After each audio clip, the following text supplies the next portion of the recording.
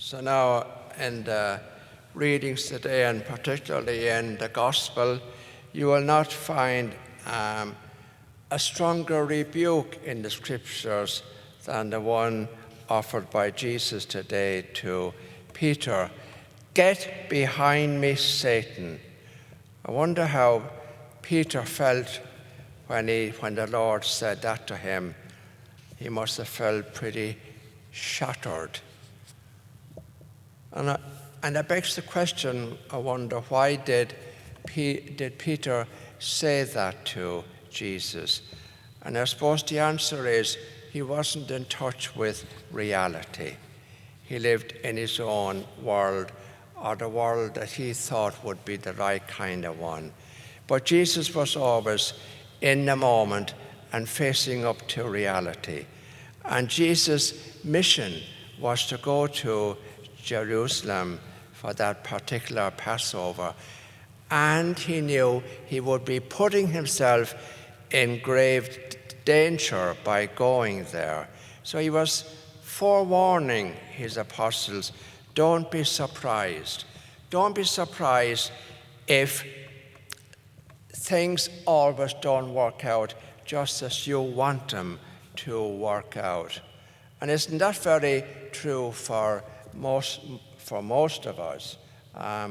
We go through life and everything is going well, and then finally we meet with a major setback or disaster in our life. So if you reflect back maybe to this time last year, probably most of us were doing well. We were coming towards the end of the summer. Perhaps we'd been away on vacation, or at the moment we were just coming back from vacation. We were looking forward to next weekend, to the following weekend, to Labour weekend. And then switch over to where we are now, 2020, and summer 2020, and spring 2020, and how everything, the whole world, and many people's lives were turned upside down, totally upside down. And that's the reality at the moment. And there's no point in saying what is happening or this shouldn't have happened.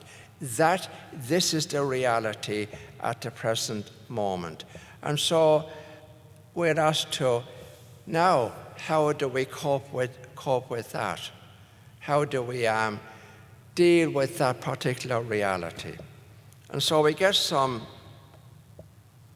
clues in the next few lines in the Gospel this evening. Jesus said, you've got to lose your life in order to gain it. So at the present, a lot of us, I presume most of us, have lost our normal life, our normal way of living. The normal things we do every day, we can no longer do. I never thought in all my years as a priest that Sunday after Sunday and day after day, I would be preaching to an empty church. I never thought that day would come when there would be nobody allowed into church, or very few people. I never thought that day would come in my wildest dreams, and perhaps neither did you. But we got to adjust. This is the reality at the moment. I never thought, and I'm sure you didn't, that every time I left the house or I was talking to anybody, I'd have to wear a mask. It's not what we're normally used to, but this is the reality at this moment. And you see, most of us find it very hard to adjust because we are dominated. We're totally under the control of the small self rather than the true self.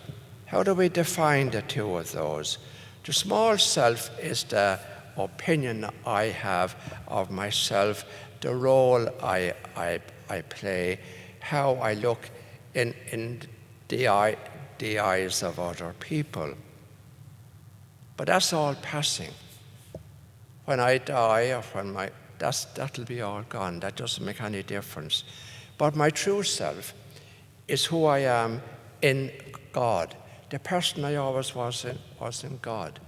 Before ever I was even born, from all eternity and from all eternity and for all eternity, if you can put it that way. That's my true self, and that's all that really matters. Also, you got to die to yourself in order to find yourself. If I'm always looking after myself, taking no chances, and as a lot of people are doing at the moment, burying their heads in the sand, don't want to know. You can't live life. Well, you can try to live life like that, but you're not living life. You're just existing. Life is about taking risks. It's about taking chances, dealing with what comes, and especially dealing with the unexpected. We need courage, we need courage at the moment to face up to all the things happening around us. It's a very, very, for many people, it's a very trying time, a very traumatic time. I'm very aware that many people, and maybe many of you listening at the moment, you're in a situation, you're in a very precarious situation. Maybe you're not working at the moment, and you don't know if you even will have a job in the future. Your financial position has totally changed.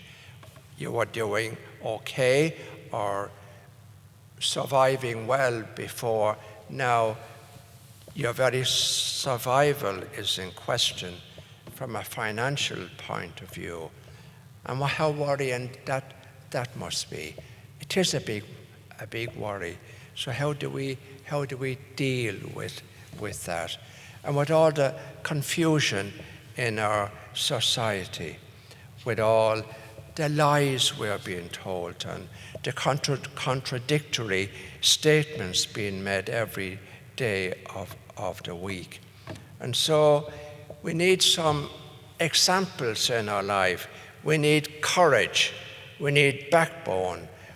We need moral courage to deal with life as it is at the moment. And so where do we find that? Well, there are people around still, thankfully today, who are prophets. Jesus was a prophet, meaning he never failed to tell things as they were. He never failed to stand up for the truth.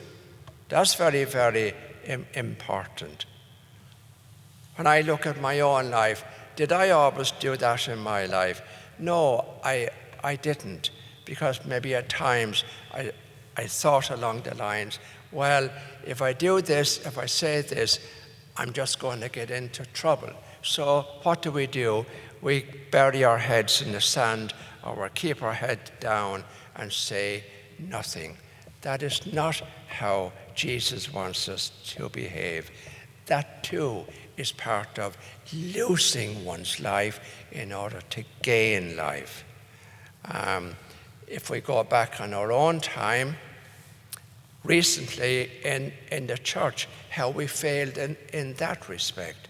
I think most people today, when they look at the whole question of child abuse in the church, they're more annoyed by the people who knew about it but didn't do anything about it because they thought it would cause more scandal or harm the church.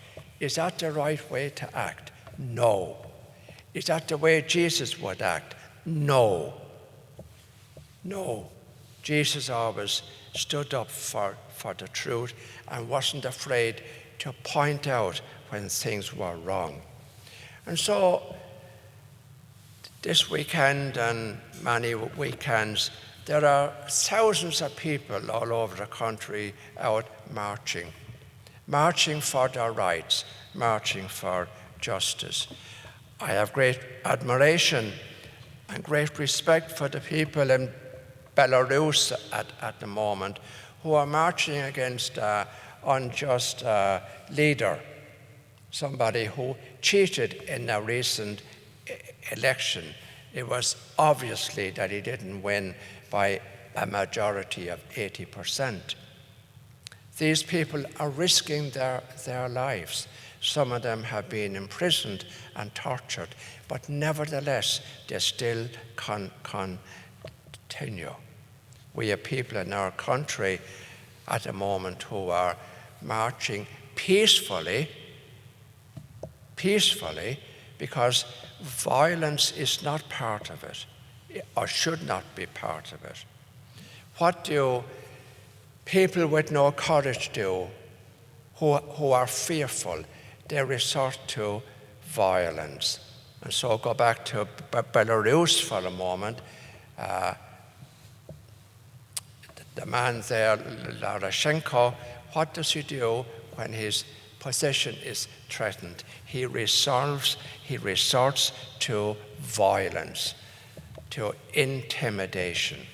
You can't, you see, you can't achieve anything like that. Ultimately, the violence will fail and he will fall. I can guarantee you that, because peace and justice always wins. Same way here in this country at the moment. We have to admire. You're very lucky here. You have some wonderful people, great prophets to look up to. For example, Martin Luther King Jr., what a wonderful man he was. He was a great prophet. And more recently, John Lewis. People like that who go out and speak the truth and work for peace and work for the truth. And that's what we're asked to do in our lives, in our own little way. So never be afraid, because God will always help you.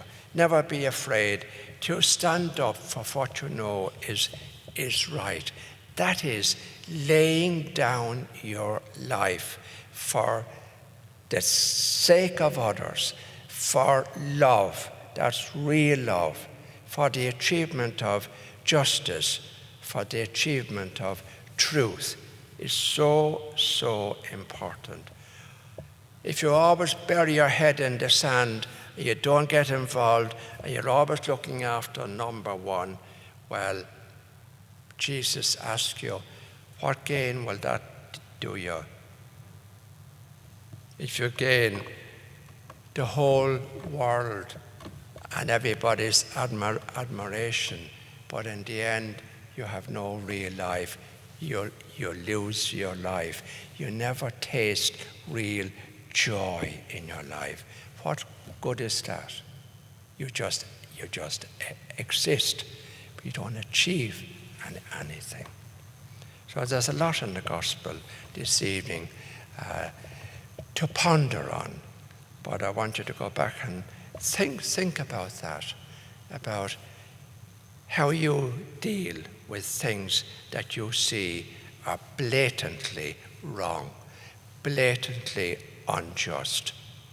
How do you deal with when you're confronted with total untruths, with lies? Do you have the courage to stand up and be counted?